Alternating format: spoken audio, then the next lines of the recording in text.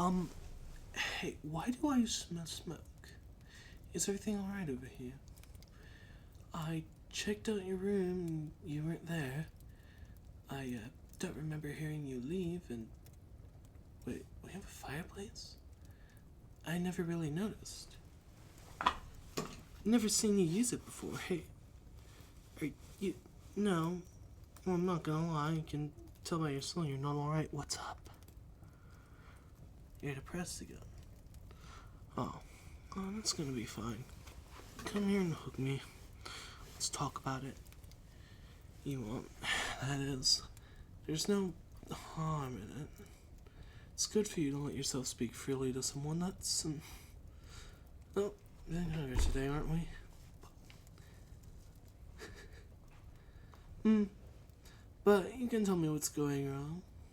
It's fine. It could be anything. It can be you, it can be your work, it could be this place. Hell, even me. Have I been doing something to stress you? No?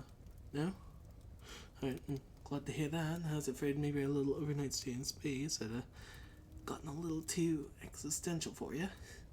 You're just not feeling alright in general. You feel wasteful and better off. Oh, let's not speak like that. No reason for that. The only thing I want you like that is these ungrateful worms. Literal worms. But talk to me about it. Sit on my lap and just calm off about your troubles for a while. Is it just like general depression? Have you been thinking about people talking bad about you again? Well, keep telling you. You're a wonderful person. No feelings about others, though. Seems to be on the right track. You're feeling useless. Kinda hitting home, I see. Well, you're not. Even if you don't realize it, every interaction you have in this world is special and important. Your whole life is a cascading series of butterfly effect changes on the world. While some may be so minor you'll never see their effect, some are so massive, just by doing a small thing, that you save the world. Theoretically, of course. I'll give you a little scenario. You're at your little retail job. You take a few extra seconds to talk to someone. That person may be going through hell and thinks no one is at all interested in them, but your random act of just talking to them, with even the slightest deviation from strictly customer service, makes them feel nice. You don't just ask them what they're doing. Once I tell you, you're generally interested in what they're doing. It's not harmful, it's nice, it's great. This person may have been on the verge of self-headshot, as to say. It's the fact that you took time out of your day to make someone else feel better even for a second. This person could go out and become social now, that they feel like someone can talk to them, so they can talk to others. They might find a group of friends, and what if this friend is a group of scientists, and these scientists convince them to become a scientist, and this random person you talk to at your retail job goes on to cure cancer by themselves, or is a major part in a contributing factor to it. You don't know. That's the great thing. You really don't know what your life will be like until you do it. It's that... I know it's a bit extreme, saying, oh yes, if you talk to a random person, you're going to inadvertently cure cancer, but it could happen. Life is butterfly effects chaining together. Butterfly effects made you possible, made me possible. Don't know so much about me. Whatever. I'm not the point here. You are. You are an amazing person.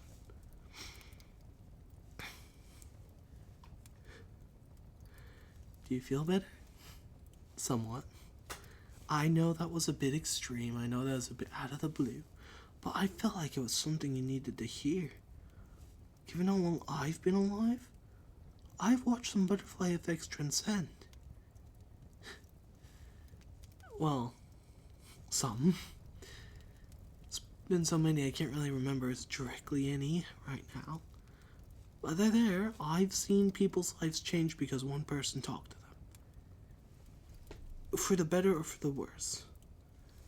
Mostly for the better. As long as you just don't go yelling at people, should be an improvement in their day.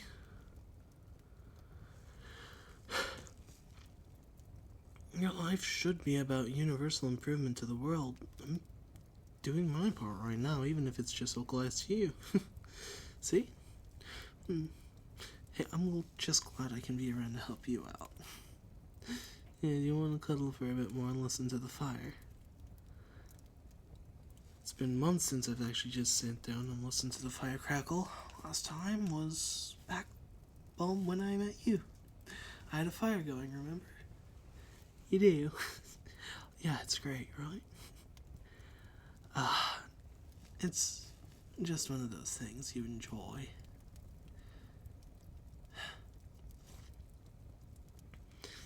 And, I mean, it's just nice to see a flame that's unrelated to something soul. Because, you know, you're all fire on the inside, from what I see. I mean, I am still a trickster, so I can get people's fire roaring differently very easily. Haven't really been doing much tricking lately, though. I've been too busy hanging out with you.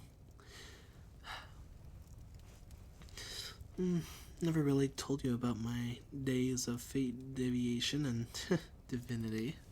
I mean, I used to be a minor god in Japan. That's why I had the temple. You know, we've gone through that a little bit. You know, so I used to be praised and worshipped, but not really, because really, I never told you the part I don't like much about it anymore.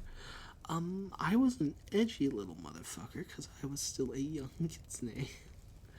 I, may have, indirectly, I would like to state that, killed a few people. Mainly older people with heart issues by scaring them. After you do that a few times, you just stop wanting to do anything like that, because that just wasn't my pace. If it was, I wouldn't be in America. The Japanese are old and easy to, you know, scare to death. A lot of them. They really do have a population issue over there. Yeah. But when I was a real trickster, I had these super evil-looking tarot cards I'd leave near people. I mean, mainly it was just a lot of tower cards. It's, if you don't know, it's more or less the symbol of destruction. Yeah, but I was mad and screwing people hard. Screwing with people. I stumbled on my words. Do not get those two mixed up. I used to wear my edgy black and red Kitsune mask, my black and red kimono. You could barely even see my actual white and gray fur. People, that's why so few people have praised me. I was more or less an emissary of chaos. Yeah. I mean, it was fun when I wasn't injuring people. You never know.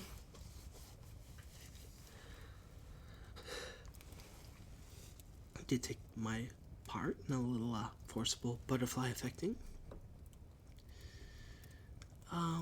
I'll tell you a little story about one of the times it was arguably a good thing, and you can fall asleep. So, anyways, story. Back in Japan, there was a man. I'm not going to lie. I forgot his name. I'll just call him Shigi, I guess. I don't know if that means anything.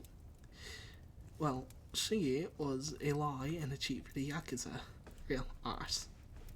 He always held himself to a standard that he can take whatever as long as he prays it away at night. Then not that Shigi is like 50 and super religious, devout Christian, and the whole shindig. Well, one night, I teleported to a sanctuary he had set up in his house. A few seconds after he got there, that he's praying in my super soft paw pads. Like, really? Have you ever actually heard me move besides my clothes rustle? Yeah, no. But as soon as he put his head down and started praying, I poof in. I turned his cross upside down because, you know, satanic cross. It's not really, it's just that old people think that. The satanic cross is the one that kind of looks like a pair of balls and a dick with two lines through it. My tower card to it. I throw the blood I stick in the air, the fake blood. Step back and watch it splatter as he looks up. The sheer terror in the man always feels like icy cold blood fake hit his back. Looks up to see a tower card affixed to his upside down cross. He turn around, saw my black and red masking clothes. Instant heart attack. It's not my intent, but I gave him such a hard fright it actually killed him really quick. Kind of felt bad until I realized he only prays after he kills someone. So I guess it was more comically neutral, as it was both accidental revenge and true randomness at the same time. But if you were like just a regular dude, I would have tried to help him. But it was kind of nice watching a murderer stare up at me as his heart failed. Last thing he sees is me take off my mask to reveal a real Kitsune with much brighter colors looking back down at him. What a way to go. Oh, you fell asleep. Come here, lad. Take you in the bed. I'll wrap you up in all my blankets and make you comfy and warm. Love you. Come on, let's go.